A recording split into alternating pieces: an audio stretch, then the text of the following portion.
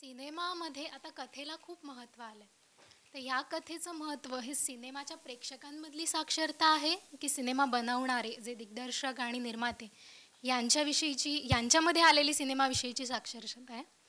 आणि दुसरा एक यांनी जसा विचारला, मी स्पेसिफिक नाव घेऊन म्हणेन की दीपांकर बॅनर्जीबरोबर तुम्ही 2 पिक्चर केलेत. तर दीपांकर बॅनर्जीचे स्वतःचे पैलू आणि तुमचं काम ह्याच्यामध्ये काही एक वेगळा ताळमेळ होता ज्याच्या कारणाने तुम्ही 2 सिनेमे केलेत एकत्र. माझ्या मते सिनेमाचे एका काळाच्या आधीपर्यंत खूप चांगले विषय होते. त्याच्यानंतर सगळा सिनेमाचा पैसा जो होता तो काळ्या बाजारातून अंडरवर्ल्डमधून आला. तर त्यामुळे तुमच्या आठवणीतले सिनेमे हे वाईट आहेत, पण त्याच्या आधी चांगले सिनेमे बनत होते. तर एक मध्ये खूप मोठा पॅच आला की जेव्हा सिनेमाचा पैसा आणि सिनेमाचा ऑडियन्स हा मध्यमवर्गीय राहिला नव्हता. तेव्हा म्हणजे मी जेव्हा सुरुवात केली तेव्हा बरेचदा हे डॉन्स आणि हे लोक यायचे, त्यांच्याकडे पैसे होते आणि अर्थातच त्यांचे पैसे असल्या कारणाने ते सांगायचे की नाही नाही आमच्या गोष्टी बनवायच्या. तर तुम्हाला एक तो ॲब्सोल्युटली काळ दिसेल 90sचा.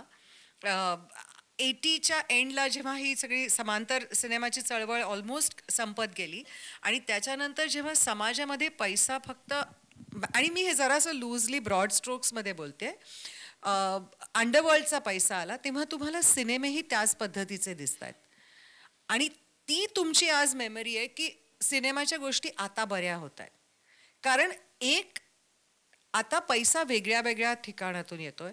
मध्यम वर्ग तो सिनेमा बघायला जातोय थिएटरमध्ये, किंवा थिएटरमध्ये नाही गेला तरी DVD मधून तुम्हाला पैसा मिळतो. तुमचं जर इकॉनॉमिक्स ठीक असेल, सिनेमाचं वेड्यासारखा पैसा खर्च केला नसेल, तर तुम्ही वेगळ्या वेगळ्या विषयावरती सिनेमे बनवून सुद्धा पैसे कमवू शकता.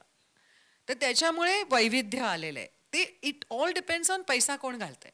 जेव्हा जो पैसा घालतो ज्या गोष्टीमध्ये तो डिसाईड करतो सिनेमे कसे बनणार. आणि तो काळाची, आपण जेव्हा कुठल्याही गोष्टीकडे बघतो तेव्हा तो काळ कुठला होता बघायला पाहिजे. तो टेलिव्हिजनचा काळ होता.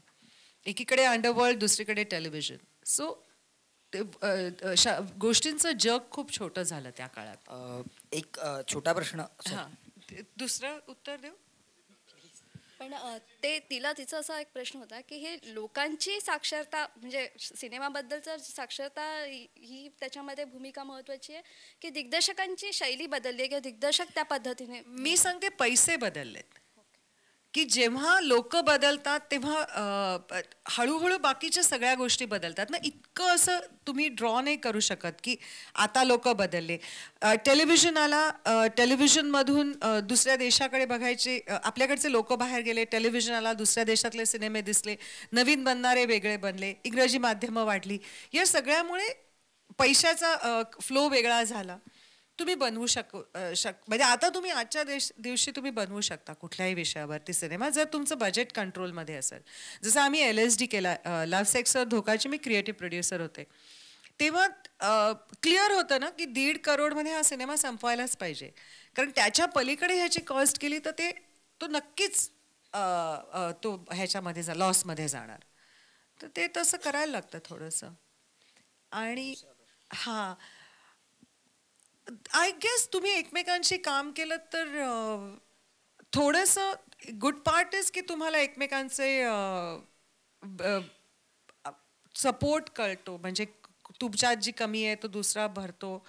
वाईट गोष्ट अशी आहे की 2 माणसं मग सेम विचार करायला लागतात. तुम्हाला इंडिव्हिज्युअलिटी खूप राखायला लागते की नाही नाही माझं म्हणणं आणि तुझं म्हणणं, कॉन्फ्लिक्ट जातो एकत्र खूप काम केलं तर. आणि जो माझ्यासाठी महत्त्वाचा आहे की कुठल्याही चांगल्या कामासाठी डिस्कशन महत्त्वाचं आहे, आर्ग्युमेंट्स महत्त्वाची आहेत. एकाच आवाजात गाणी म्हणणं चांगलं नसतं.